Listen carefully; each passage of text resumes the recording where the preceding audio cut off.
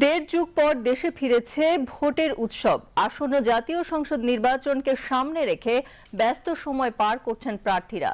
নির্বাচনী হাওয়া বইছে সারা দেশের মাঠঘাট, বাজার আর অলিগলিতে। ভোটারদের কাছে যাচ্ছেন প্রার্থীরা, তুলে ধরছেন নিজেদের প্রতিশ্রুতি। তবে ভোটারদের প্রত্যাশা কি?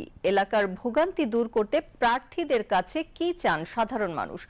দর্শক, রাজধানীর পল্টনে আছেন আমাদের সহকর্মী শবনাজ স্মৃতি। নির্বাচনে সাধারণ মানুষের ভাবনা জানতে সরাসরি যোগ দেব তার সাথে। শবনাজ, নির্বাচন নিয়ে কি ভাবছেন ভোটাররা? ধন্যবাদ। আপনি জানেন যে এই মুহূর্তে আমি অবস্থান করছি ঢাকা ৮ আসনের নয়া পল্টনে। সামনেই নির্বাচন এবং নির্বাচনকে ঘিরে কিন্তু সাধারণ মানুষের অনেক বেশি আশা প্রত্যাশা রয়েছে এবং ৮ আসনে এনসিপি তে দাঁড়িয়েছেন নাসির উদ্দিন পাটোয়ারি এবং বিএনপির আসনে হচ্ছে মির্জা আব্বাস। ইতিমধ্যে কিন্তু তাদের প্রচারণা শুরু হয়ে গেছে, বিভিন্ন এলাকায় তারা প্রচারণা চালাচ্ছে। আমরা এখন একটু জানার চেষ্টা করব যে সামনে নির্বাচনকে ঘিরে সাধারণ মানুষের কি প্রত্যাশা, তাদের কি চাওয়া পাওয়া এবং গণভোটকে তারা কিভাবে দেখছে। আমাকে একটু বলবেন যে সামনে তো নির্বাচন, এই নির্বাচনকে নতুন সরকারের কাছে একজন সাধারণ নাগরিক হিসেবে আপনার চাওয়াটা কি? দেখুন, আমরা আশা করি যে একটা সুষ্ঠু নির্বাচনের মাধ্যমে একটা সরকার গঠন হবে এবং সেই সরকার দেশ, জাতি এবং সমাজের উন্নয়নের সর্বক্ষেত্রে সর্বাত্মক সহযোগিতা কামনা করব। আমরা এই সরকারের কাছে চাবো। আচ্ছা, ধন্যবাদ। দীর্ঘ 17 বছর পরে আবার গণভোট চালু হতে যাচ্ছে। এই গণভোটটা একজন সাধারণ নাগরিক হিসেবে আপনি কিভাবে দেখেন? বিসমিল্লাহির রহমানির রহিম।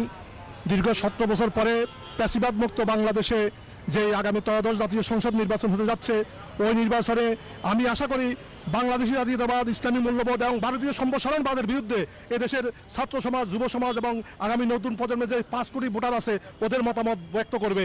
এবং এই ভিত্তিতে আগামীতে আমরা আমাদের যে সকল শহীদদের রক্তের বিনিময়ে আজকে আমরা স্বাধীন সার্বভৌম বাংলাদেশ পেয়েছি এবং আওয়ামী জালিয়াত মুক্ত বাংলাদেশ পেয়েছি, এই বাংলাদেশে আমরা ভারতীয় সম্প্রসারণবাদের বিরুদ্ধে বাংলাদেশি জাতীয়তাবাদ এবং ইসলামী মূল্যবোধের বিশ্বাসে যে সকল প্রার্থী আছে তাদেরকে আমরা নির্বাচিত করব, যাদের মাধ্যমে আগামী দিনে বাংলাদেশ স্বনির্ভর হিসেবে দুর্নীতিমুক্ত বাংলাদেশ হবে, সাফাবাজ, ধান্দাবাজ এবং সান্দাবাজ মুক্ত বাংলাদেশ হবে। এই প্রত্যাশা করি আমাদের আগামী দিনের সরকার যে আসুক না কেন আমরা যেন ভারতীয় সম্প্রসারণবাদের বিরুদ্ধে চোখে চোখ রেখে আমরা যেন প্রতিবাদ করতে পারি, সে আশাবাদ করি।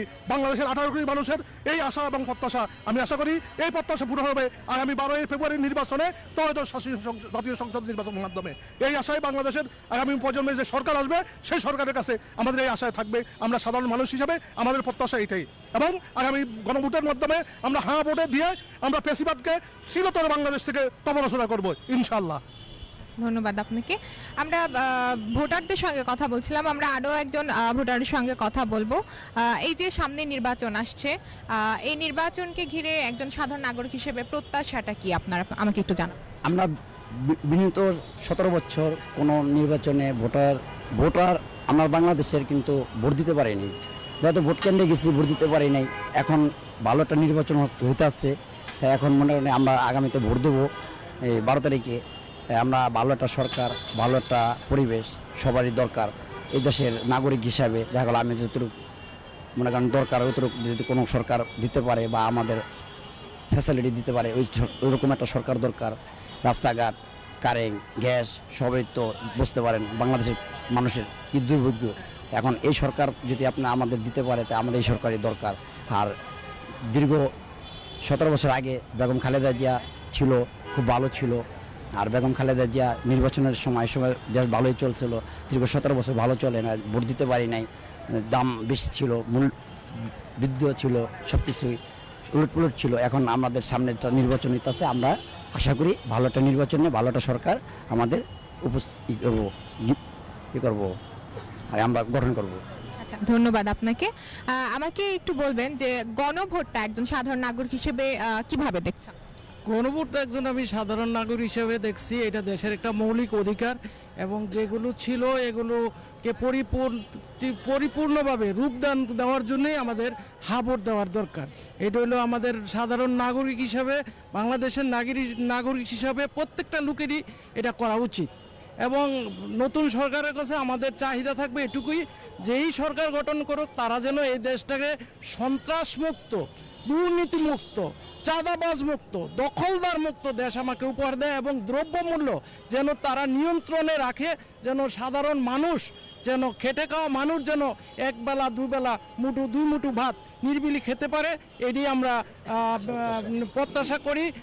আশিত যে সরকার আসতেছে তার কাছে আমাদের এটুকুই চাওয়া, এবং মানুষের গণতান্ত্রিক অধিকার, মানুষ যেন ভোট দিতে পারে, ভোট কেন্দ্রে যেতে পারে, এটা যেন সরকার, আশিত সরকার যিনি আসবে উনি যেন ওইটা চালন করে যায়, যেন এই দেশে যেন কোনো আর বিগত সরকারের দিকে আমরা আর ফিরে যেতে চাই না। নতুন সরকারের কাছে নতুন কিছুই আমরা আশা করতে চাই এবং আমরা নতুন কিছু আশা করবো ইনশাআল্লাহ, এটাই আমাদের চাওয়া। আচ্ছা, ধন্যবাদ বুশরা। এতক্ষণ আমরা সাধারণ ভোটারদের সঙ্গে কথা বলছিলাম এবং তাদের কি চাওয়া রয়েছে সে সম্পর্কে আমরা জানছিলাম। সামনে নির্বাচন এবং এই নির্বাচনকে ঘিরে কিন্তু প্রত্যেকে আশাবাদী যে এমন একজন সরকার আসুক যিনি দেশের নিরাপত্তা, আইন শৃঙ্খলা এবং দ্রব্যমূল্যের যে ঊর্ধ্বগতি সেগুলো সবকিছু নিয়ন্ত্রণে রাখবে। বুশরা, এই ছিল আমার কাছে ঢাকা ৮ আসনের নয়াপল্টন থেকে সর্বশেষ তথ্য। ধন্যবাদ। শবনাজ, আপনাকে ধন্যবাদ। দর্শক, এতক্ষণ আমরা সহকর্মী শবনাজ স্মৃতির কাছ থেকে রাজধানীর পল্টনে নির্বাচনে সাধারণ মানুষের ভাবনা সম্পর্কে জানছিলাম।